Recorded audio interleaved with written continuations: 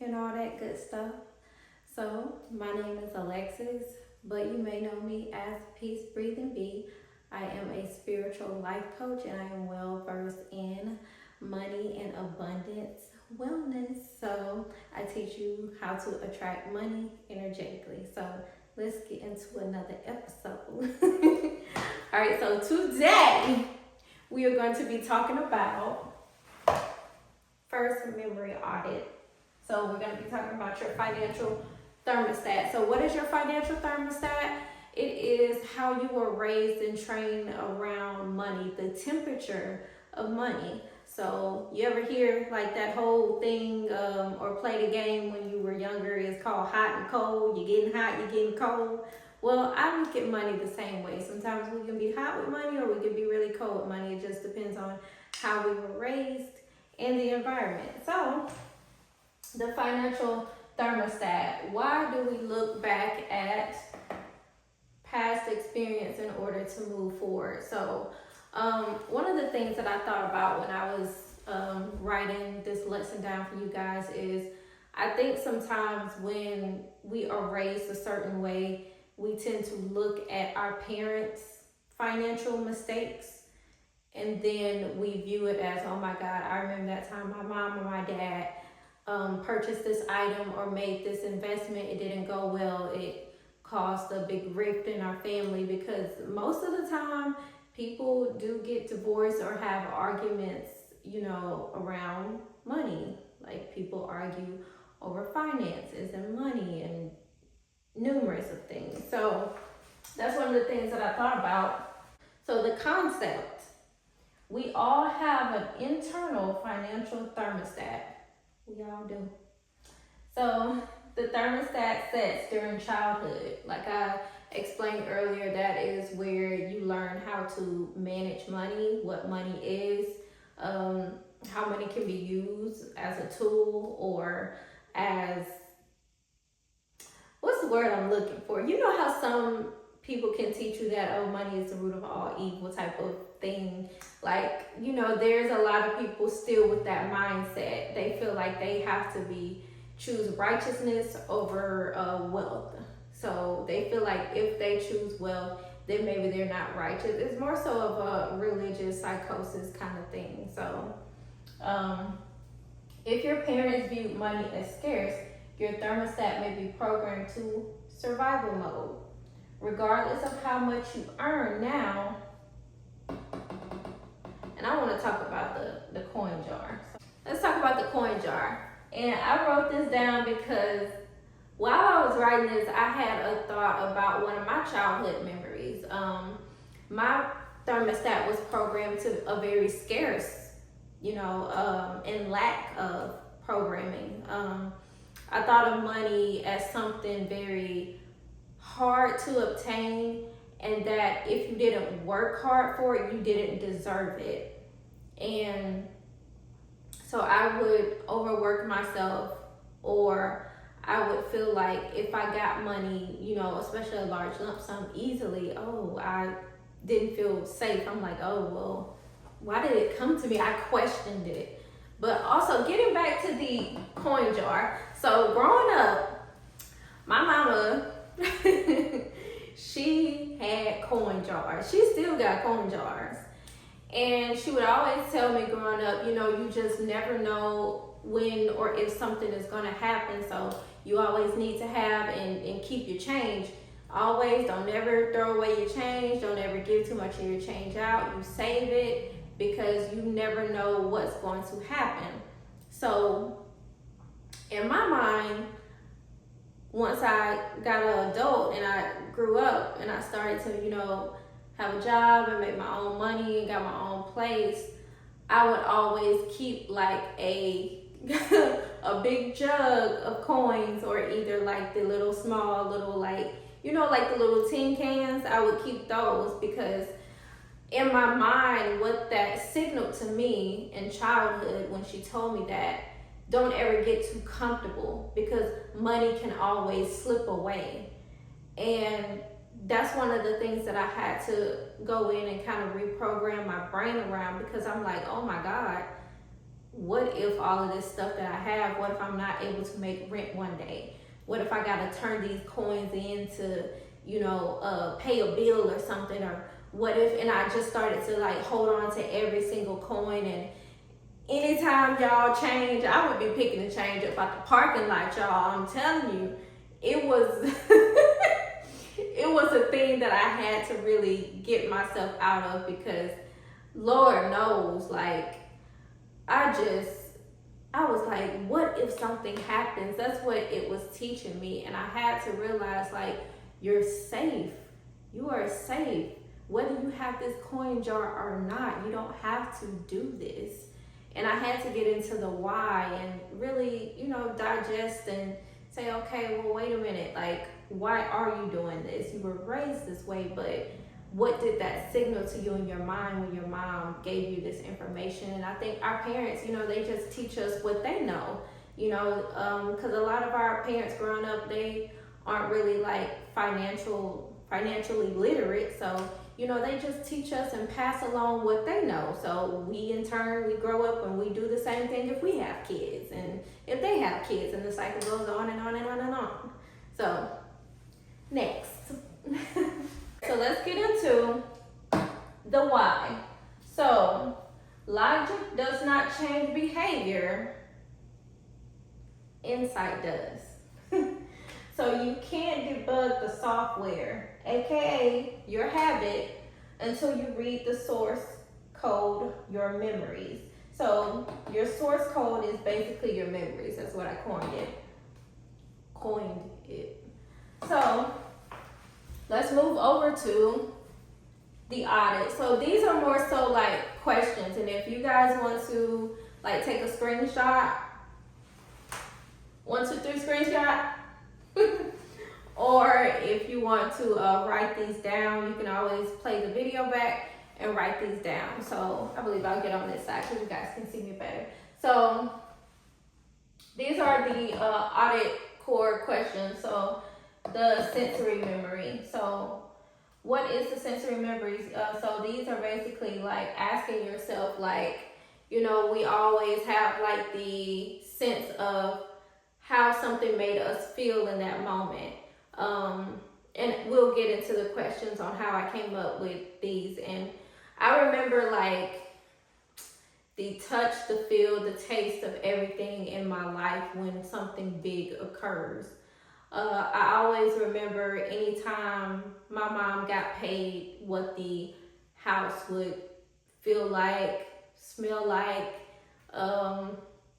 If she got her hair done a certain way, that meant that she had a little bit more money, you know what I'm saying? This was back in like the early 90s. So if my mama got like them French rolls, back then, y'all know, like if your mama used to wear the French roll and the little swoop, I'd be like, yep, mom got some money. She got a little bit more money because she done got like a fancier hairstyle.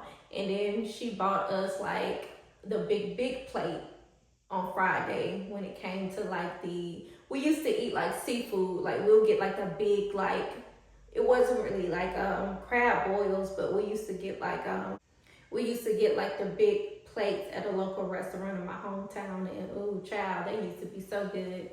And I'm like, yep, mama got paid. Mama got a little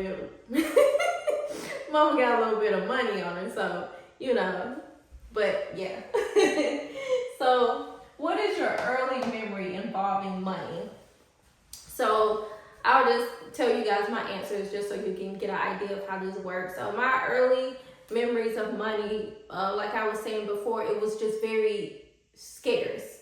You have to do this in order to get money. If you don't do this, then you're not going to get it, or life is going to be very hard for you. I was programmed, not even just at home, but at school. At school, they always tell you, work hard in school, get straight A's. Then you go to college and do the same thing. And then you go out into the world and you make somebody else's family rich by working a corporate job. And once I started to really like deprogram like my thoughts and what I was taught, I'm like, well, if I'm putting all that energy into someone else's company, just imagine how far I could take my own. if I were to do this. So I was like, okay, I ain't about to be fooling with y'all. But that was some of my earliest like memories of money. Like, you know, you don't waste money. You just don't, you hold on to it. If you got your last $5, you just hold on to that. Just a very like raindrop, doing the rain dance. So that was most of my earliest like memories surrounding money. Just hold on to every penny, hold on to every dollar. You know, money doesn't grow on trees. You get where I'm going with this. Like, and that's a very scarce phrase. Like, see how we're taught a lot of things and we just repeat them without even really decoding, like, okay, why is this a saying? Where did this come from? Yes, it came from my parents, but where did they get it from? Where was this birth? So, yeah, that was one of the things that I thought about. I'm like, okay, let me write some questions down, and maybe this will help my viewers to help y'all, because your girl, I was like thinking, I'm like, well, where did this come from? I'm a deep thinker, y'all. I think all the time. Sometimes it's hard for me to shut my brain off, but I'm like, wait a minute. This came from somewhere. But moving on, the emotional tone. Money has an emotional tone. Remember what we talked about in the last video. Money is all energy. It's an energetic source. It's paper, yes, but it is tied around energy. It is printed on. It is written on. It has faces of, you know, old presidents. That's what I was saying, old presidents. So I asked, what was the feeling in your house on payday? And I just summed that up a little bit of it. So my mom, she would always get like her hair done. She would always buy clothes. So that was another thing. Whenever payday came into my house and my mom got a lot of money, well, I wouldn't even say a lot of money, but if she got like, you know, the standard of what you could live off of, you know, depending on like regionally, she would always pay the bills first. And she always told us that make sure you pay your bills first. Don't be spending all your money on it. Make sure you have your priorities first. And I understand that that's very important because that's responsibility. But it was also like money first, priorities first, then whatever is left over for groceries or whatever you got, then you can have your fun with it. So paydays in my house were basically like, okay, well, some days it was like, okay, well, we can't go here because I have to pay this bill and that bill and this bill and that bill. And don't be wasting over that food because we ain't got money to be buying X, Y, and Z and all this fancy, antsy, dancy stuff. So some days it was bologna sandwiches. Some days it was, you know, big spaghetti in the pot, like the one pot meals. And my mama could really cook too. She still can't cook.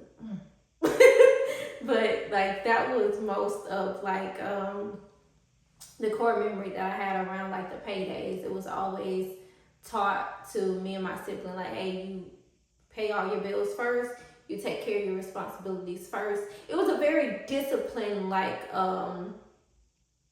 programming, like do this first, this next, that next. And that's how I kind of grew up. And then into adulthood, I made sure like, okay, priorities first. And then I would be, even if I would be flat broke, I'd be like, oh, at least all my bills are paid. Yay. Girl, miserable. I'm like, oh my Lord. And then the last little bit will go into gas money. I was like, well, I gotta put gas in my car to get back to work for the next 2 weeks. So, especially for the people that got paid bi-weekly. So, all right, so the missing conversation. What was never said about money in your household growing up? Never said in my household growing up. I probably have to have this conversation with my sibling because sometimes being raised in the same house with a sibling or siblings, you guys can have a different perspective on things. But from my perspective, I kind of viewed it as, money was there. We knew money existed. I knew money existed.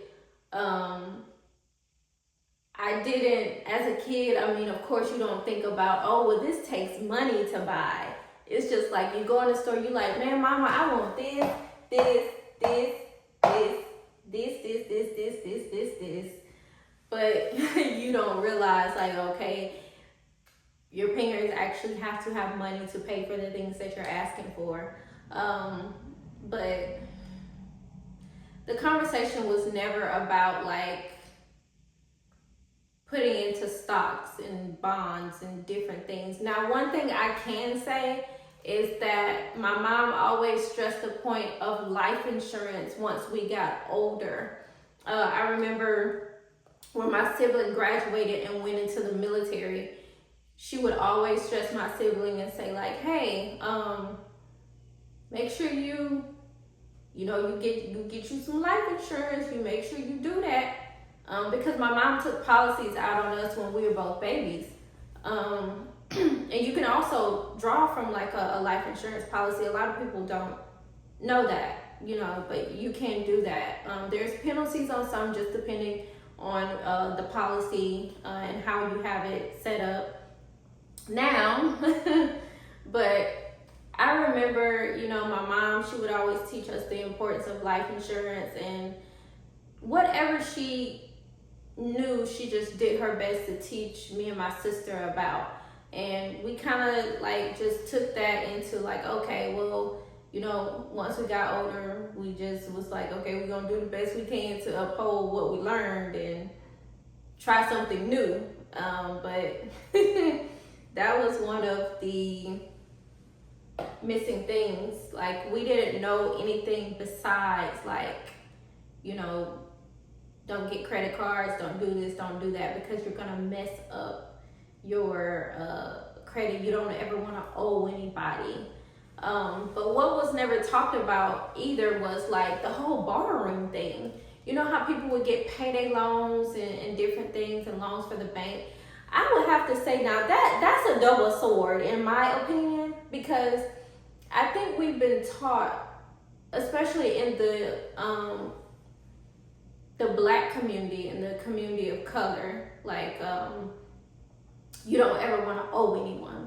But when you look at the millionaires, most of them ain't paying for everything up front. They borrow that money from a bank. But a lot of the people who are wealthy, they borrow money to get their start they go into partnerships with other people and they borrow money to start their business, or they borrow money to do the things that they need. So it's not really a bad thing, but I think we're so hyper focused on, you don't want to owe anybody anything, because what if you're not able to pay that back, or what if this fails? And it's the whole knock you down mentally before you even get started up the stairs. Like, you're standing at the bottom of the steps and you haven't even took a foot up yet, because of how we were so indoctrinated around the lack and the scarcity of money. So I just wanted to address that with y'all too, because I know I can't be the only one who thought this. Because I remember I was telling my mom one day, this is like when I was an adult, I think I just had so many bills and I was just overwhelmed, and I told her, I was like, well, I think I'm gonna get a loan or a credit card. And she was like, no, don't do that. She was like, don't do that. You don't want to owe anybody anything, and you don't want to, I'm like I'm drowning in debt.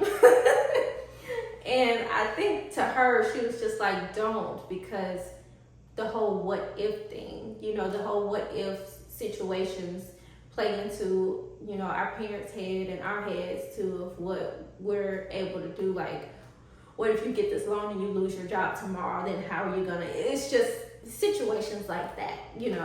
We think of the worst before anything happens. And I'm not saying don't consider everything and every option, but also we really have to do a great job of decoding a lot of the things that we have been taught, because unknowingly that hinders us and keeps us poor, because that mindset didn't get me rich.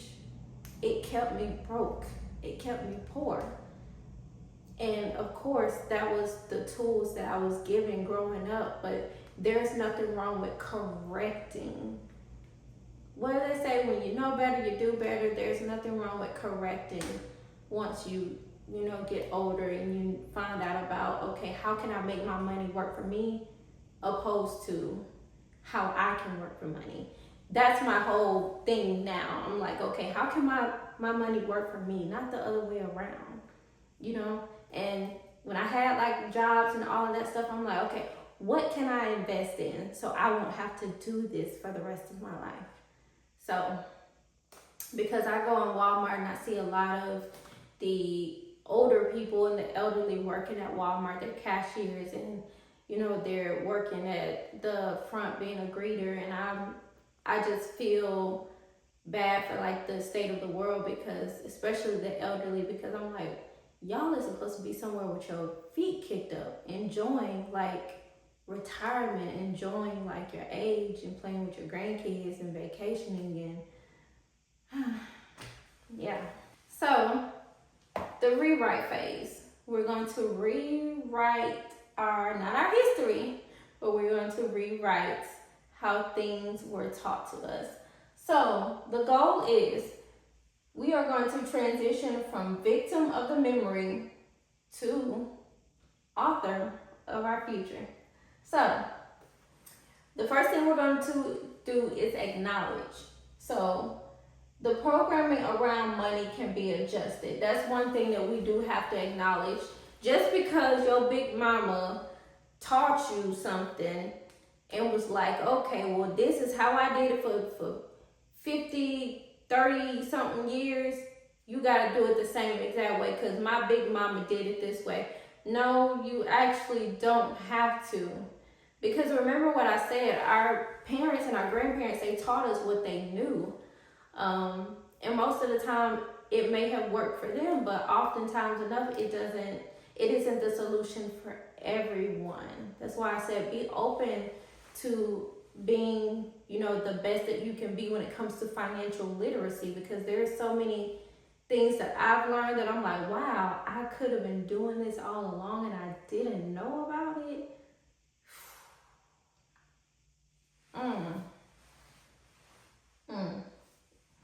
Next, the so what factor.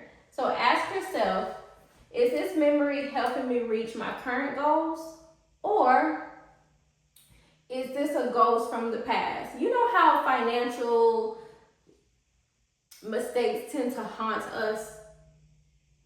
And you know how we will set our goal based on what we want to achieve, but also what we are lacking? We base it off of what we lack as well too. Like, I don't have this, so let me try to hurry up and manifest this, or let me hurry up and try to plan this. And sometimes I know I used to beat myself up a lot over the mistakes that I made around my finances. And I'm like, man, I invested so much into this thing and it failed, or it didn't work out, or oh, I made a mistake financially with this thing and I'm just not gonna do it again. And I'm like, well, you didn't know the information that you know now, so girl, try it again. Next, what I was talking to, forgiveness.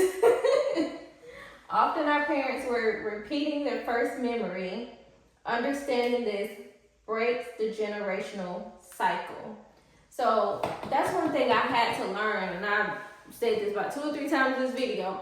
They taught us what they knew, and that's all that they had.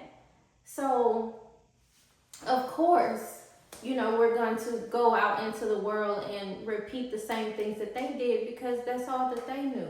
So I had to, not only when I came into the space of forgiving myself, I had to, forgive like my parents. Like, okay, well, Alexis, they didn't know all this stuff like how you know, so you can't blame them because their parents didn't know.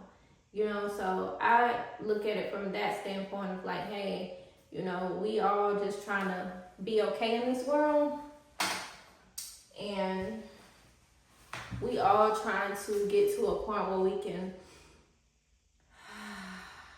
How many of y'all can do that? Like,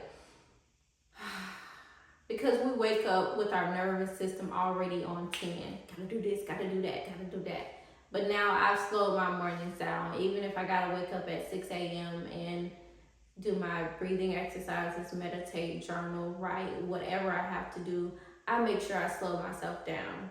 And I'm gonna step back just in case you guys want to take a screenshot of this, because I have the audit 3 core questions. But remember, y'all, I'm gonna put this in the description. So, but if you want to screenshot it, go ahead, be my guest. So, that concludes our lesson for today, y'all. I know it was short, it was sweet, but it was powerful. So, if you guys want to also book with me, like I said, I am a certified life coach. My link is in the description. And also, I have my book, Healing Money Wounds. If you guys want to purchase that as well, it is an ebook. So I will see y'all on the next upload, and I love y'all so much, and thank you guys for tuning in. I will see you on the next upload. Bye. I just keep it real, high volume. Am I really that much?